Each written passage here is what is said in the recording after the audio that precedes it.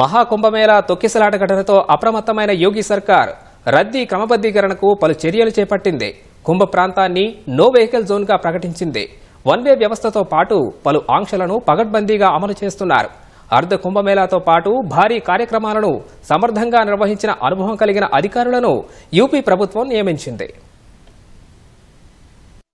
ఉత్తరప్రదేశ్లోని ప్రయాగ్రాజ్లో జరుగుతున్న ఆధ్యాత్మిక వేడుక మహాకుంభమేళాలో బుధవారం దుర్ఘటన నేపథ్యంలో యోగి సర్కారు కొన్ని కీలక నిర్ణయాలు తీసుకుంది. వీవీఐపీ పాస్లను పూర్తిగా రద్దు చేసింది. భక్తుల రద్దీ నియంత్రించేందుకు మహాకుంభమేళా జరుగుతున్న ప్రాంతంలోకి ఎలాంటి వాహనాలను అనుమతించరాదని ఆదేశించింది. కుంభ ప్రాంతాన్ని నో వెహికల్ జోన్ గా ప్రకటించారు. వాహనాల ప్రవేశానికి ఎలాంటి మినహాయింపులు లేవని తేల్చి చెప్పింది. వీవీఐపీ స్పెషల్ పాస్లను కూడా రద్దు చేస్తున్నట్లు యోగి సర్కారు తెలిపింది. పొరుగున ఉన్న జిల్లాల నుంచి వచ్చే వాహనాలను సరిహద్దుల వద్దే ఆపేస్తున్నారు. వాహనాల రద్దీని తగ్గించేందుకు ఈ నిర్ణయం తీసుకున్నట్లు ప్రభుత్వ వర్గాలు తెలిపాయి.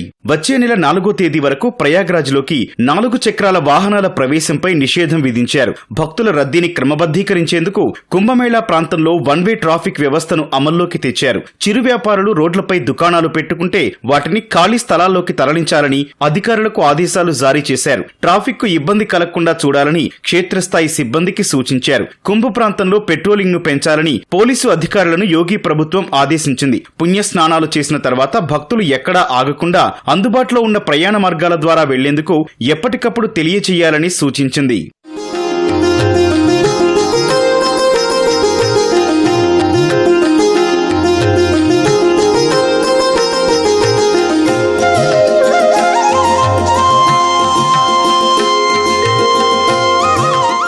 భక్తుల రద్దీ నిర్వహణ చర్యలను మరింత బలోపేతం చేసేందుకు అనుభవజ్ఞులైన పలువురు అధికారులను యోగి సర్కారు నియమించింది. ఐఏఎస్ అధికారులు ఆశీష్ గోయల్, భాను గోస్వామిని ప్రత్యేక అధికారులుగా నియమించింది. తక్షణం విధుల్లో చేరాలని యూపీ సర్కారు వారికి సూచించింది. 2019లో జరిగిన అర్ధ కుంభమేళా విజయవంతం కావడంతో వారిద్దరూ కీలక పాత్ర పోషించారు. వారిద్దరితో పాటు అదనంగా మరికొందరిని కూడా నియమించింది. భారీ కార్యక్రమాలను విజయవంతంగా నిర్వహించిన అనుభవం ఉన్న 5 ప్రత్యేక కార్యదర్శి హోదా కలిగిన అధికారులను యోగి సర్కారు నియమించింది. మౌని అమావాస్య సందర్భంగా బుధవారం అమృత స్నానం కోసం భారీగా భక్తులు తరలి రావడంతో సంగం ఘాట్ వద్ద తొక్కిసలాట జరిగింది. ఈ ఘటనలో 30 మంది మరణించగా 60 మంది గాయపడ్డారు. కుంభమేళా ఇంకా దాదాపు నెల రోజులు కొనసాగనుండటంతో బుధవారం నాటి ఘటనలు పునరావృతం కాకుండా యోగి సర్కారు చర్యలకు ఉపక్రమించింది.